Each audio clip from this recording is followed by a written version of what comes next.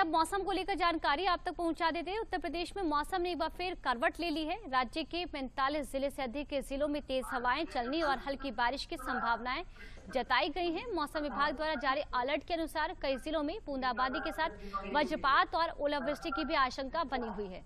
चित्रकूट, कौशाम्बी, प्रयागराज, फतेहपुर और सोनभद्र समेत कुल 45 जिलों के लिए मौसम विभाग ने अलर्ट जारी किया है। तेज हवाओं और हल्की बारिश की चेतावनी के बीच मुख्यमंत्री योगी आदित्यनाथ ने आपदा राहत को लेकर सख्त निर्देश जारी किए हैं। सीएम ने अधिकारियों को निर्देशित किया है कि वे क्षेत्र का भ्रमण कर हालात का आकलन करें और प्रभावित लोगों को तुरंत राहत पहुंचाई जाए। सीएम ने सभी जिलों के डीएम, एसपी और संबंधित विभागों को स्पष्ट तौर पर कहा कि आपदा की स्थिति में त्वरित राहत कार्य संचालित किए जाएं और जनहानि को हर हाल में रोका जाए।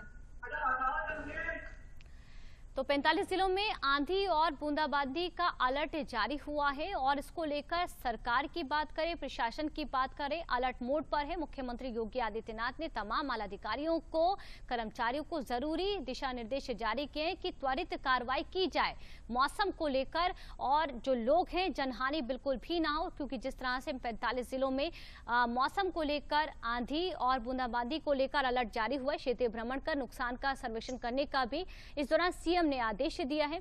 जनहानि, पशुहानि पर भी त्वरित मुआवजे का निर्देश दिया जाए। मौसम को लेकर पहले भी मुख्यमंत्री योगी आदित्यनाथ इस तरह का जो निर्देश है, इस तरह का जो आदेश है, तमाम अधिकारियों को जारी कर चुके हैं। और इसी खबर पर ज्यादा जानकारी के साथ हमारे सहयोगी रामेंद्र सिंह जी हमारे साथ जुड़ चुके हैं, जो कि जानकारी देंगे। रामेंद्र जी, सरकार तैयार है, प्रशासन तैयार है 45 जिलों को लेकर जिस तरह से यहां पर अलर्ट जारी किया गया है?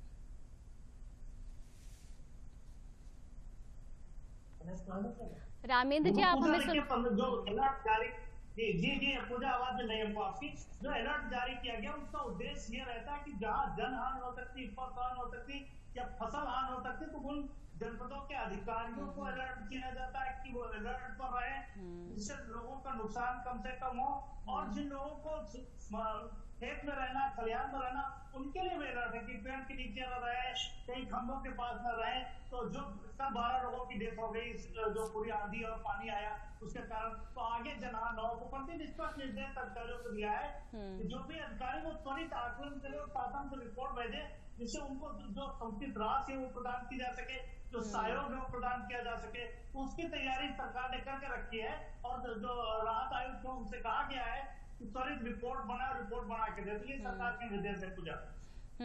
रामेंद्र जी, आपसे ये भी समझना चाहेंगे, जिस तरह से मौसम ने करवट ली है, किस तरह से बड़ी चुनौती इस बार आप देख रहे हैं बीते सालों के तुलना में? देखिए, पश्चिमी विक्षोभ के कारण चुनौती तो पेश आ रही है। पश्चिमी विक्षोभ के कारण लगातार मौसम की चुनौतियां पेश आ रही है और जब फसल कटने का समय है तब एक चुनौतियां पेश आ रही है। तो जाहिर है कि किसानों के लिए एक चुनौती है, बाकी जगहों पर चुनौती है, लेकिन उसके बाद भी लगभग जो फसल है, आधी से ज्यादा फसल लोगों ने काट ली है, घरों में पहुंच गई है, बाजारों तक पहुंच गई है। तो थोड़ी चुनौतियां कम हुई, लेकिन अभी तक चुनौतियां हैं। जिनकी फसल खेत में है उनके लिए चुनौतियां। तो क्या किसानों के लिए भी रामेंद्र जी जो स्पेशल फंड है वो जारी हो सकता है स्थिति को देखते हुए? देखिए, किसानों के लिए पूरा कोष अलग बना हुआ और पूरी सरकार ही, चाहे केंद्र सरकार हो चाहे राज्य सरकार हो, किसानों के साथ खड़ी है। तो किसानों को जहां भी दिक्कत आ रही है वो उनका फंड है, उनके फंड का एलोकेशन है, तो वो उनको प्रदान किया जा रहा है। तो ये चुनौती किसानों के साथ नहीं है। 37,000 करोड़ का सबसे पहला जो किसानों का कर्ज माफी स्टेट गवर्नमेंट ने की। केंद्र सरकार लगातार काम कर रही है कि आय से अधिक जो संभव वो है, आय बढ़े किसानों की।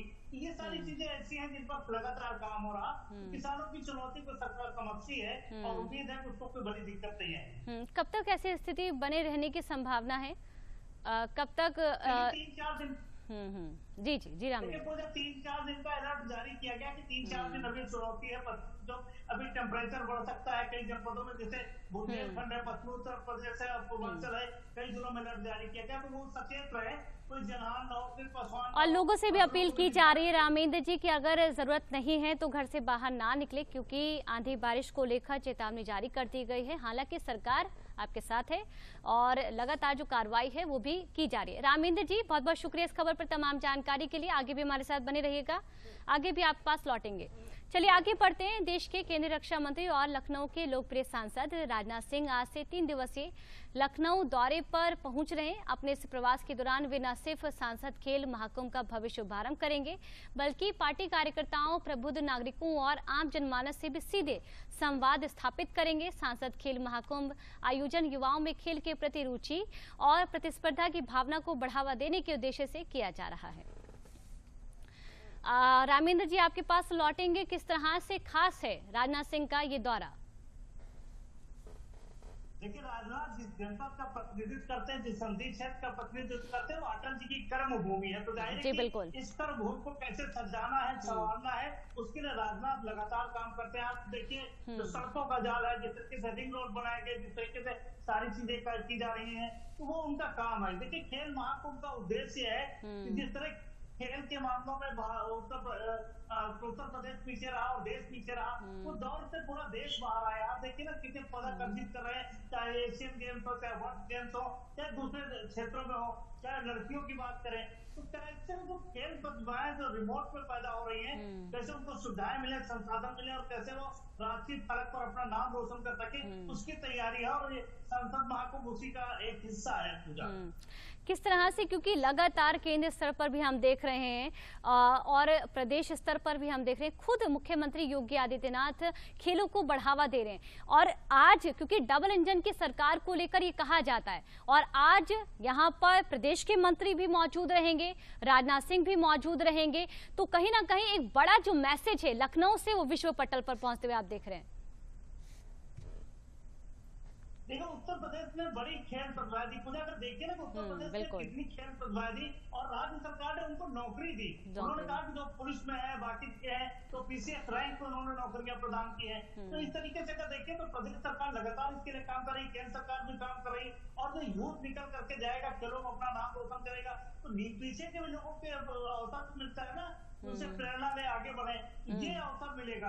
दोनों सरकारें जो खेल खिलाड़ी हैं उनके लिए काम कर रहे हैं। तो जाहिर है कि खिलाड़ियों को चिंता करने की जरूरत नहीं, खिलाड़ी अपना काम करे, सरकार उनके लिए काम कर रही है। पूजा चलिए रामेंद्र जी, बहुत बहुत शुक्रिया तमाम जानकारी के लिए। तो देखना होगा